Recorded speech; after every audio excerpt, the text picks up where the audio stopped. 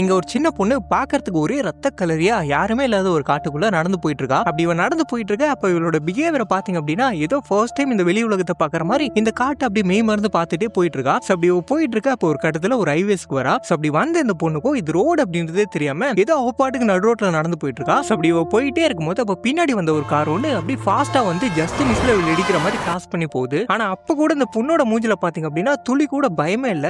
யார்டா அந்த பொண்ணு அப்படின்னு சொல்லிட்டு நம்ம யோசிச்சுட்டு இருக்கும்போது அப்போ போன அந்த கார் வந்துட்டு கொஞ்சம் தூரத்துல நின்னுது. அப்படி நின்ன காரை திரும்ப அந்த பொண்ணை பார்த்துட்டு பேக்ல வர அப்படி வந்து அந்த காருக்குள்ள ஒரு 4 பேர் உட்காந்துட்டு இருக்கானுங்க. பாக்கிறதுக்கு ஏதோ ரவுடி பசங்க மாதிரி இருக்கானுங்க. சோ இப்போ இந்த பொண்ணை பார்த்துட்டு அதுல இருக்க ஒருத்தன் ஏமா யார் நீ, உனக்கு என்ன ஆச்சு அப்படிங்கிற மாதிரி எல்லாம் கேக்குறான். ஆனா அந்த பொண்ணு வந்துட்டு எதுவுமே பேச மாட்டேன்றா. அவன் சிகரெட் குடிக்கிறதே பார்த்துட்டே இருக்கா. யாராவ வாயவே திறக்க மாட்டேன்றா. ஏய் இந்த பொண்ணை வண்டியில ஏத்து அப்படின்னு சொல்லிட்டு இந்த பொண்ணை வண்டியில தூக்கி போட்டு போயிடறானுங்க. அப்படி இவளை கூட்டு போக இவனுங்க யாருன்னு பாத்தீங்க அப்படின்னா அந்த ஊர்ல இருக்க லோக்கல் ரவுடிஸ். இவளுக்கு முன்னாடி யாரோ ஒரு பொண்ணு ஒருத்தியை கிட்னாப் பண்ணிட்டு தான் போயிட்டு இருக்கானுங்க. சோ இப்போ அந்த பொண்ணு வந்துட்டு எதுக்கு அந்த பொண்ணை இப்ப தூக்குனீங்க, ஒழுங்கா அவளை இறக்கி விடுங்க அப்படின்னு மாதிரிலாம் கேட்கிறா. ஆனா இவனுங்க வந்துட்டு கொஞ்சம் வாய மூடு, உன்னையே நாங்க முதல்ல விட போறது இல்ல, இவ்வளவு விடுவோமா, உன்னை கிட்னாப் பண்ணிட்டு போறதை பாத்துட்டா கார் நம்பரை பாத்துருந்தா என்ன பண்றது அப்படின்னு மாதிரி இவன் கேட்க அப்படி இவ சொன்ன அடுத்த செகண்டே பாத்தீங்க அப்படின்னா இவ்வளவு நேரமா எதுவுமே பேசாம மூஞ்சில எந்த எக்ஸ்பிரஷனுமே இல்லாத இந்த பொண்ணு இந்த காரோட நம்பர் அப்படியே ஒப்பிக்கிறா. இதை கேட்டவன் பாரா சரிமா வேற என்ன பார்த்த அப்படின்னு மாதிரி கேட்க அப்ப அந்த பொண்ணு வந்துட்டு ஏதோ ஒரு அட்ரஸ் ஒன்னு சொல்றா. என்னன்னு பார்த்தா அந்த காரோட விண்ட்ஷீல்ட்ல ஒரு ஸ்டிக்கர் ஒன்னு ஒட்டி இருக்கு. அந்த ஸ்டிக்கர்ல தான் அந்த அட்ரஸ் எழுதி இருக்கு. அதை உத்து பார்த்தா கூட தெரிய மாட்டுது. ஆனா இந்த பொண்ணு இப்பரா கரெக்டா சொன்னா அப்படின்னு சொல்லிட்டு இவங்க எல்லாம் மறந்து போக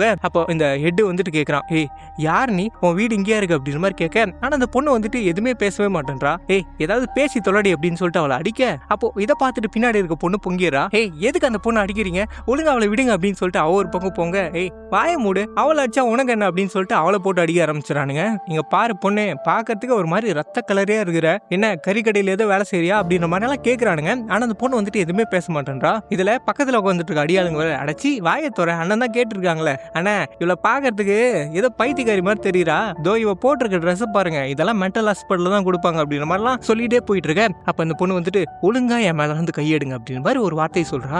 தோடா மேடம் கோவம் வந்துச்சு, எடுக்க முடியாதுன்னா என்னடி பண்ணுவ அப்படின்னு சொல்லிட்டு திரும்ப திரும்ப கையை வைக்க, இங்க பாருங்க நான் திரும்பவும் சொல்றேன் ஒழுங்கா என் மேல வந்து கையெடுங்க அப்படின்னு சொல்லிட்டு இவ சொல்ல. ஆனா அவனுக்கு வந்துட்டு கேட்காம திரும்ப கையை வைக்க அவள்தான் அப்படி வச்ச அடுத்த செகண்ட் அந்த வச்ச கையை அப்படியே படக்குன்னு உடைச்சறா. அது இல்லாம அடுத்த செகண்டே கண்ணை மூடி முழிக்கிறதுக்குள்ளே இந்த பொண்ணுக்கு சைட்ல உட்காந்துட்டு இருந்த 2 பேரும் அடுத்தடுத்து டோர் எல்லாம் வச்சுன்னு ஏர்ல பறக்குறானுங்க.